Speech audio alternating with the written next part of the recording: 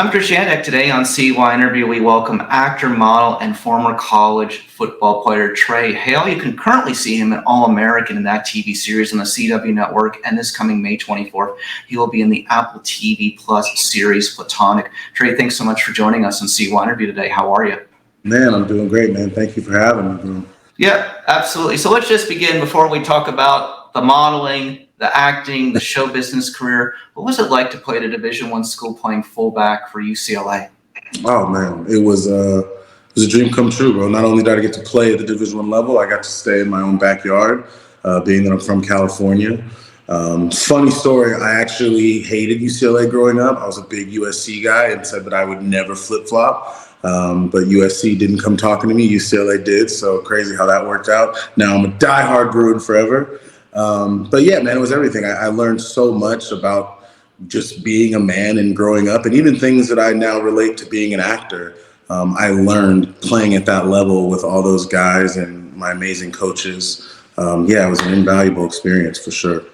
Well, you do have one positive thing going among others. I mean, there's many positives, but one I could just see offhand. I mean, we look at The Rock, didn't have a professional football career, but became one of the biggest actors in history. So there's a history of people playing football who then end up in acting and then have successful acting careers. So that must be very encouraging. Yeah, man. And it's funny. I don't even think it's just football. I was just talking to a friend about this the other day. I think kind of just athletics in general. If you're fortunate enough to play sports at a high level, it really transfers over into this entertainment industry as far as just the preparation that goes into it, handling adversity, having thick skin, performing at a high level when all the eyes are on you. Yeah, there's a lot of things that kind of equate with one another that I think would help out any young and aspiring actor in the industry if they were lucky enough to play sports, for sure. So then moving forward on that, did the modeling come before the acting? Did they both come at the same time? You obviously finish up your college football career. When did you know that those things were going to be something that you were going to pursue? Yeah, well, acting, I ended up taking theater as a minor towards the tail end of my career at UCLA. Cool. I figured out pretty quickly that the NFL probably wasn't going to be a thing. I held on to the dream, kind of like bald men hold on to their hairline, because it's like I didn't want to let it go. But I started to figure out as I got older that it wasn't for me. I started to look around, see the guys that really were into it and very, very good. I wasn't like them. I really utilized football as a means to get an education at a great school. So yeah, I ended up taking a theater class at UCLA with some other teammates just to have fun, honestly. And I was just captivated by the performance of like the thespians in that class, like the kids that were actual theater kids, and just looking at them. And they hated us because they were just like, look at these damn jocks in here just having fun. But I was like the quiet jock on the side, like, wow. But when that kid just did Shakespeare, that was pretty badass. So yeah, when that class left, I ended up taking it up as a minor, which conflicted with my football schedule. So I always give props to my coach, Jim Mora, because he let me come to meetings late for the remainder of the season so I can pursue the theater minor. So yeah, man, that was kind of where that started to unfold. The modeling thing, I was just very, very lucky, to be honest with you. I knew somebody that was looking for a big guy. Yeah, I was very, very fortunate to go, and I had to learn how to take pictures. I was very awkward at first. I think my initial pose that I ever did was like this, and the company was just like, what are you doing? That's not a thing. You can't do that for modeling. So yeah, there was a learning curve there, but I was very fortunate and blessed. It all worked out. When did you know that you wanted to be an actor? Was it something at UCLA? Was it prior to that? Like, when did you know that you wanted to be an actor? I was always obsessed with performance. When I was a kid, I was always like the clown of my family, the one that would do skits. I used to watch all the Austin Powers movies, and I would just recite those verbatim in character as Austin Powers. And I loved the way that made my family feel. I kind of loved being that person for my family. So there was always kind of that bug where I liked entertaining people and performing and becoming different characters. But I think it really, really kind of came to the surface at UCLA in that theater minor, when I was able to really take those courses, step away from the football and just be around, I call them the thespians, but these theater kids that really cared about it and were really passionate about it, and watching them and their processes and how they got into into the mindset to perform, and studying lines. It was incredible to me. And it was kind of all culminated at, I had a class where we did a production of Spring Awakening. And it was a whole audition process that we had to do. And I was fortunate enough to get the lead as Melchior. And that was where I really got to dive in and kind of understand, like, oh, this is different, and doing this theater. And theater is much different than film and television acting. And this wasn't even a big theater. This was a class play, something very small. But nonetheless, it was, getting on a stage and doing these scenes live in front of an audience, small or not. And that's where I was really like, it's over. I'm obsessed. I got to figure out a way to do this. And here we are now. Do you think being a college football player at the highest level at UCLA helped you when you went into your early auditions for things in television, movies, TV? Do you think hey, football is a rejection industry. Only so many guys make it to the NFL. How many play college? How many make it to the pros? So did that prepare you? Did that make it easier for you? Oh yeah, absolutely. I have a friend that is an actor as well, and I remember when I got into this, he told me, if you can play in front of 70 to 90,000 people, you can do this. And I always thought that was like a funny way of putting it, but when I thought about it, it's like, yeah, what we did in football and going in front of those crowds, and I didn't even play that damn much. Like, I was a special teams guy that was I helped out. But still, going out there and doing that in front of those crowds, and of course the constant performance aspect of it. When you're playing at that level, you have to go to practice and you need to perform, or your coaches will get on your ass about it. And you have to be able to adapt when your coaches do get on your ass and not get afraid. You know what I'm saying? So that's where it kind of comes, that thick skin and learning how to handle adversity. So yeah, man, I think they really go hand in hand.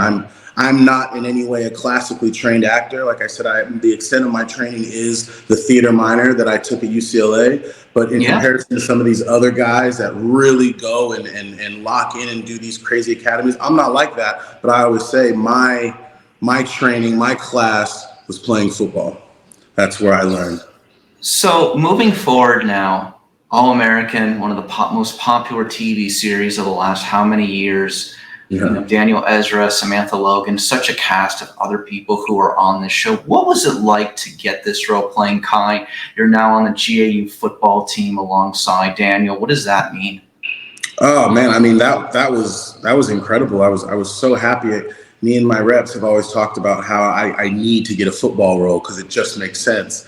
That one kind of fell into my lap. It was like, oh wow. And not only that, but it was a position that I'm very familiar with, playing offensive line and playing center. I used to snap all the time in high school, and a couple times in college.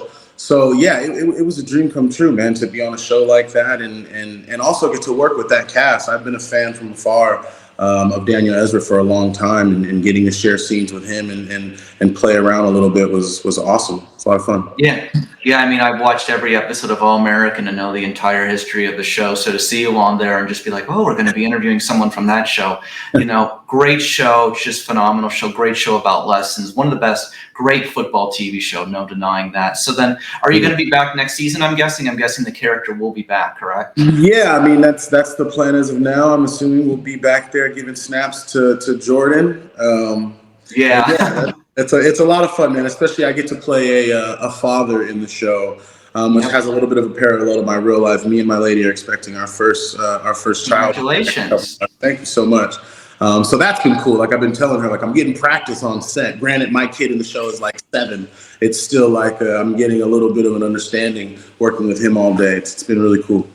So moving forward, Platonic, May 24th, Apple TV Plus. There you are with the great Seth Rogen playing Andy. Yeah. And I'm just going to say, I've had a chance to watch the episodes.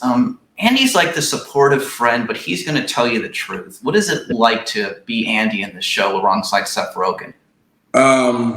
Well, being Andy was quite easy at times because he reminded me a lot of myself in real life. There was a lot of things that I read on paper when I first looked at the role where I was like, oh, this is going to be awesome. Because I get to go and not even really have to dive into acting. I can just be funny and be the guy that I am with my friends on a daily basis. So that was a huge blessing. Working with Seth is just, I mean, that's been it's still surreal to me. Just saying Seth, like not saying the Rogan, because I feel like I'm on first names basis with him, is insane still to me. And I learned so much from him. As intimidating as it was at first, because you're working with a comedic mastermind, an absolute legend and icon in the industry. Again, getting kind of back to that football thing, I just kind of looked at him like a teammate and like an OG, almost like I was a freshman and he was a fifth-year senior, and getting to ask questions and pick his brain. And he was super cool, as well as the rest of the cast, with not having egos and being super cool with a newcomer like me and making me feel confident to spread my wings and pitch jokes and even improv a little bit. So yeah, man, it still is truly a dream come true. I can't wait for everyone to see it. So what did you learn from Seth Rogen mentioning that? Like, I mean, obviously one of the great comedic stars of Hollywood, worked with all these great stars like Barbra Streisand, for example, and Guilt Trip. Like, what did you learn from him? Do nothing. That's funny. That's a piece of advice that he gave me. He certainly wasn't telling me to do nothing, but when we had first started, I found it, Platonic was my first comedic undertaking. And it's not even just doing comedy. You're doing comedy with, in my opinion, some of the funniest people in the world. And it's not just Seth. Rose Byrne is one of the funniest people in the world. Nick Stoller is so funny and amazing and writing funny things. Francesca DeMonco, it was an all-star team. So yeah, I was definitely in my head a lot, and I found, early on just doing a lot of things and probably doing more than I should have. And I remember him sitting me down and because I had asked him a question of how he felt the scene should go, and he kind of was like, you know what? I remember when I first started, I had this idea where, I wanted to do more and be super present and overly present and react to everything. And an actor that he was working with told him, you just got to do nothing, man. And it's funny because you shouldn't do nothing, obviously, as an actor. There's a lot of things you need to be doing in a scene. But when you really think about that, what it means to just do nothing and be present in a scene and listen, it helped me so much. And it still has. I've taken that with me for the rest of that season. Every audition I've done up to this point, do nothing. That's what I tell myself, which is very funny. It sounds so negative. But yeah, like I said, it changed my acting style. Got to get outside your head a little bit, because that way you just memorize the lines and it just flows more naturally. So what about Rose Byrne before we move along? Oh man, I mean, Rose is just, she was, I think, was more impressive to watch at times. They were both incredible. With Rose, I mean, she's just a true chameleon, man. And you're watching someone be so funny and so good at improvising, but also can go, do something like Insidious, and do these drama roles, or do a show like Physical that she leads on Apple Plus. So yeah, seeing her kind of be able to turn that on and off, and asking her questions about how she did that, and how she does that and compartmentalizes, it was amazing. It was truly like a master class of acting. You really got to see two just tyrants going at it, man, and really getting in their bag day in and day out, and having the freedom to have fun with them because of our creators like Stoller and Francesca.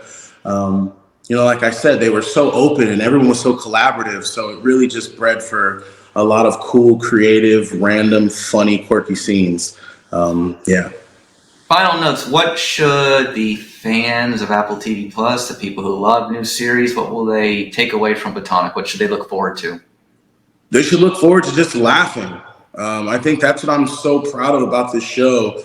I think there's a lot of shows out there now that are incredible and exceptional, but they're all very heavy. There's a lot of very heavy undertones that is going through television right now for good reason. And like I said, those shows are great. But I don't think that's really us. I think we're a true, light, funny, sweet show. We're here to make you smile, make you laugh. We have some great characters that are being wacky and ridiculous. And yeah, we're just having a fun, grounded, comedic show. And that's why I said, like, me and my friends talk all the time. I'm so excited for people to just go watch and just laugh, man. Just laugh. You don't have to overthink it. Well, if I was going to be a casting agent, how do you not play Fat Joe in a movie about Murder Inc. records or a TV series? I mean, how often do you hear that? I do get that one a lot. Between Fat Joe, Suge Knight, and DJ Envy. I guess those are like my three doppelgangers. That's funny. If they make that movie, I would gladly lean back on camera to be Fat Joe. Well, there was a Murder Inc. documentary series a few years ago, so they should have a scripted series, and Tre Hale is going to play Fat Joe. I predict it right now. Yeah, that's it. Call it manifestation, man. Shit. It sure will. Okay, so moving forward on that, let's ask you two more. So CYInterview is based here in Las Vegas. Being in California, have you been to Las Vegas in the past? Would you like to come to Las Vegas? Any stories? Oh yeah, man. I actually, one of my my top tattoo artists, my guy that does most of my art is out there in Las Vegas. A Bad Apple Tattoo, DJ Tambe. Look him up. He's incredible. One of the best artists in the world. But yeah, I'm in Vegas all the time, man. I love it out there. I'm normally going out there to get tatted. So there's like a thing where Vegas is kind of synonymous with pain with me. And between tattoos and hangovers, it really is synonymous with pain. But it's a great time. We love it for sure. Do you have any like favorite resorts or spots besides the tattoo place you go that you like in town? Like, is there a vibe you enjoy while you're here? Because everyone's different. Sure. I like to eat a lot when I go to Vegas. I have this Instagram I follow that's like all these just decadent, amazing, really unhealthy foods in Vegas. So every time I go there, I try to hit another one. The one I went to last was this place called Paina Cafe for this poke that was phenomenal. But yeah, I don't really have like a favorite hotel that I could think of. When the times that me and my friends go, I can recall us staying at the Mandalay Bay. And then there's a really good buffet there. And then there's a buffet at the Bellagio. I love a good buffet. Again, I'm a big food guy. So yeah, man, that's really my vibe. I just do the food and tattoos, bro. I don't deal with the gambling stuff. I can't do it. Yeah, well, there's more, the reality is to each their own who come here in this city. So Tre Hale, Platonic, May 24th, currently on All American on the CW network. Thanks so much for joining us on CYInterview. Anything you want to add in closing, let people know about you as you continue to rise in Hollywood? No, man, I appreciate you guys for having me. I hope you guys watch the shows. I hope you enjoy them. And yeah, look forward to more coming soon. Thank you so much. Thank you so much, Chris. Appreciate it. Thank you for watching today's CYInterview segment from Las Vegas. Please hit the like button and please hit the subscribe button to be updated on all future CYInterview content from Las Vegas and beyond.